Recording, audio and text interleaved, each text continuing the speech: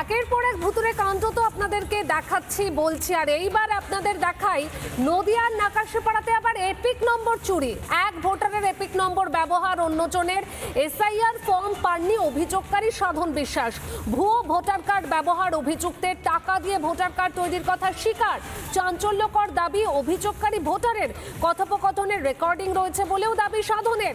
অভিযোগকারীর দাবি নিয়ে রাজনৈতিক তরজা। অভিযোগকারী কি বলছেন শোনাই আপনাদের। আমার ভোট যে ভোটার লিস্টটা ওটা ট্রান্সফার হয়ে গেছে বস্তা প্রাইমারি স্কুলে। এইবার আমি যখন ফর্মটা কালেকশন করতে যাই তখন বিএলও সাহেব বলে আপনার নামে একজন ফর্মটা নিয়েছে, সেম নাম, বাবার নামটা একটু আলাদা আছে, বয়স সেম, সবকিছু সেম। কিন্তু আমি বুঝতে পারছি না যে আমার ফর্মটা তার কাছে গেল কি করে। আমার এপিক নাম্বার তার epic number same to same. আমি এখন বুঝতে পারছি না যে এপিক নাম্বারটা কি করে এক হয়। এখন সমস্যায় আছি যে আমি ফর্মটা পাইনি। এখানে কি পরিবর্তন দেখছেন? এখানে যে নাম এসেছে, নামে কোনো পরিবর্তন নেই, শুধু বাবার নামের স্পেলিংটা একটু ভুল আছে। আমার বাবার নাম হচ্ছে শ্রীরাম বিশ্বাস, আর এখানে এসেছে চিদম বিশ্বাস। বাবার নামে পরিবর্তন। এই মুহূর্তে সিপিএম নেতা সুজন চক্রবর্তী আমার সঙ্গে রয়েছে। সুজন বাবু, আপনাকে স্বাগত রিপাবলিক বাংলাতে। নদিয়ার নাকাশিপাড়াতে এপিক নাম্বার চুরি হয়ে গেছে, আবার পাণ্ডবেশ্বরে দেখা যাচ্ছে পরিবার এনুমারেশন ফর্ম জমাই করেনি কিন্তু ফর্ম জমা পড়ে গেছে। এই যে ভুতুরে কাণ্ডগুলো, এসআইআর না হলে কি ধরা পড়তো? ভোটের ভূত এখন ভুতুরে কাণ্ড নির্বাচন কমিশনের ব্যবস্থাপনার মধ্যে। নির্বাচন কমিশনের ব্যবস্থাপনা মানে নির্বাচন কমিশন থেকে শুরু করে মাঝে ডিও, এইও, বিএলও, এই সব মিলিয়ে কোথায় কে কি কাণ্ড করছে এবং সব কিন্তু ঘাড়ে পড়বে এইওদের। এই জন্য বুঝে রাখে, সব ঘাড়ে পড়বে এইওদের। এবং এইওদের অফিসগুলোকে ব্যবহার করে অন্য কেউ কি রাজনৈতিক উদ্দেশ্যে কাজ করে যাচ্ছে, এই প্রশ্নটা কিন্তু ইতিমধ্যেই দেখা যাচ্ছে ভয়ঙ্কর ভাবে। আমি বলছি এই বিপদগুলো হচ্ছে এসআইআর এর জন্য। আপনি বলছেন এসআইআর না করলে কি ধরা পড়তো, আমি উল্টো বলছি এসআইআর করে বিপদটা বাড়ছে, গন্ডগোলটা বাড়ছে। কেন গন্ডগোলটা বাড়ছে?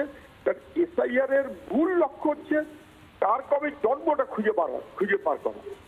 এটা তো হবার কথা নয়। মৃত মানুষের নাম বাদ যাবে, যে দেশকে বাদ যাবে, এটা গ্রামের লোক সবাই জানে। গ্রামের লোক, পাড়ার লোক তাদেরকে কনফিডেন্সে নিয়ে করবে। এটা না করতে গিয়ে নির্বাচন কমিশন জন্ম তারিখে বেশি নজর দিতে গিয়ে 2002-কে ভিত্তি করেছে। 2021, 19, 24 যে ভোটগুলো লাস্ট হয়েছে সেগুলোকে ভিত্তি করলে এত সংকট হবার কথা না।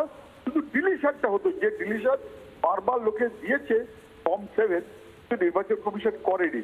এইটা করবো, এটা যদি মনে করতো তাহলে এটা রেগুলার প্রসেস, এর মধ্যে কোনো জটিলতা হওয়ার কথা ছিল না। বাট হাওয়েভার সময় একটু বাড়িয়েছে।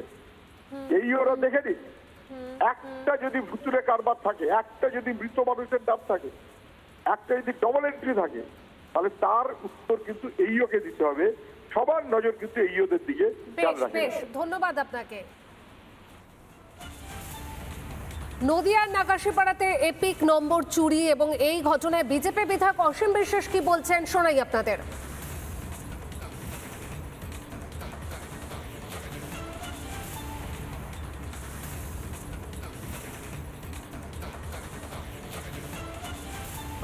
কি না হয়, বাংলাদেশ থেকে যে সমস্ত রোহিঙ্গারা আসছে 2 বছর 3 বছর পরে তৃণমূল কংগ্রেসের যারা নেতারা আছে 8,000, 10,000, 15,000 টাকা দিচ্ছে, নাম বাবার নাম পরিবর্তন করে। বাবার বয়স 50 বছর, তার ছেলের বয়স 55 বছর। কিন্তু স্বাভাবিক, শ্বশুরকে বাবা করে একের পর এক রোহিঙ্গা মুসলিম অনুপ্রবেশকারীরা ভোট করছে। পুঙ্খানুপুঙ্খ যাচাইয়ের মধ্য দিয়ে সঠিক প্রকৃত পক্ষে যারা ভোটার আছে তাদের ভোটার তালিকায় নাম দেয়। তৃণমূল নেতা তাপস ঘোষ কি বলছেন এই ঘটনায় শুনবো।